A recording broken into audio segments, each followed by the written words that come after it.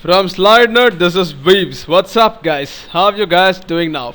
In this video, which is gonna be the second method of doing decimal to binary, we are gonna go ahead and see how this is done in a difficult and more complex way. So let's figure the output out. You enter the number 11, you're gonna get 1011 back. So next, I'm gonna show you how exactly 11 is converted to binary, alright? So you have the number 11, divide that by 2. You know very well the quotient is 5, the remainder is 1. Now at this point we get one binary digit, that is your 1 in the end as the remainder. Remember, the remainder is what gives you the binary digit, alright? Now take the quotient ahead, separately again divide that by 2, and you're gonna go ahead, get the quotient as 2, remainder is 1. Take the quotient 2 and again do the same thing, divide that by 2, you'll get the quotient 1, and in the last step take the quotient as 1, and as you can see the remainder is going to be 1.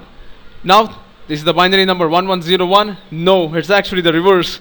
It's going to be 1011. You start from the right side and go to the left, 1011. So one of the things to notice over here is this: these numbers,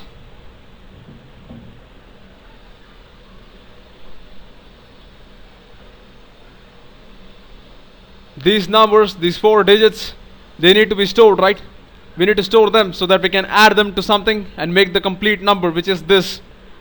So for that we are going to use a string buffer. As you guys remember, a string buffer keeps getting changed every time you add some data to it, right? You can append it to the string buffer.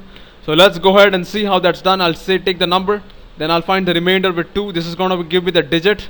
I'll store the remainder in the string buffer, and then I'll divide the number by 2. As you can see, 11 becomes 5. This 5 is divided, that gives you the quotient 2. By dividing that, 5 becomes 2. Now you guys are probably wondering how 11 became 5.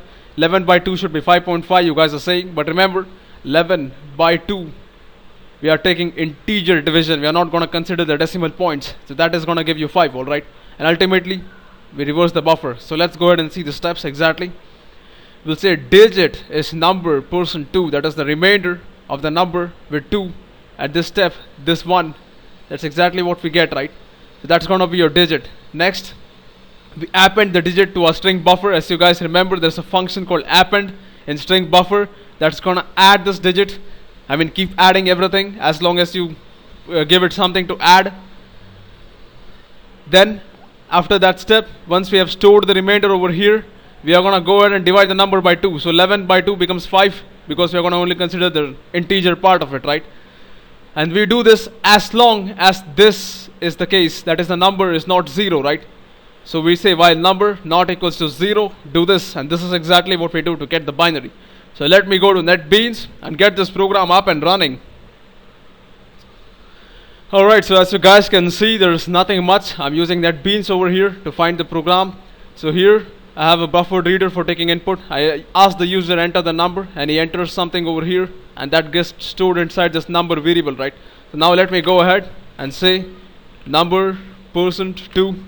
This is gonna give me the digit. I'm gonna store this inside something called digit, alright? So at this point I have one digit. Now I need to store this digit somewhere, because we are gonna go to the next digit, and so on, right? So I'm gonna make a string buffer by saying string buffer.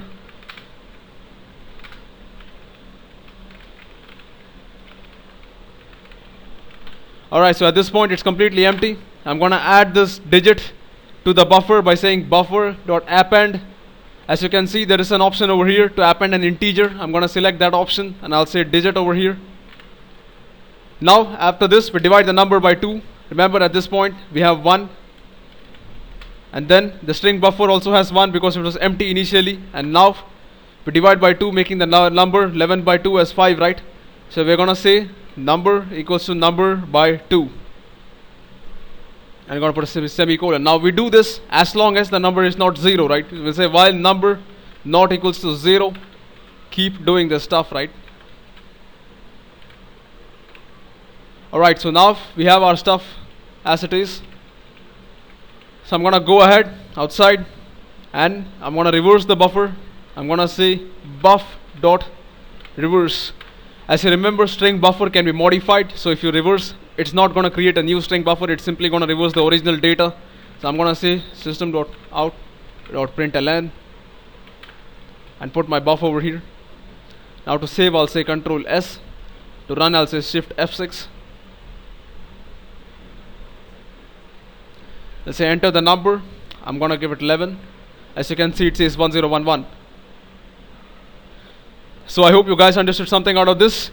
If you like what you saw, please subscribe to my channel, comment, let me know what you think about this. I'd love to hear responses from your side. I'll catch you guys later. Keep watching. Have a nice day.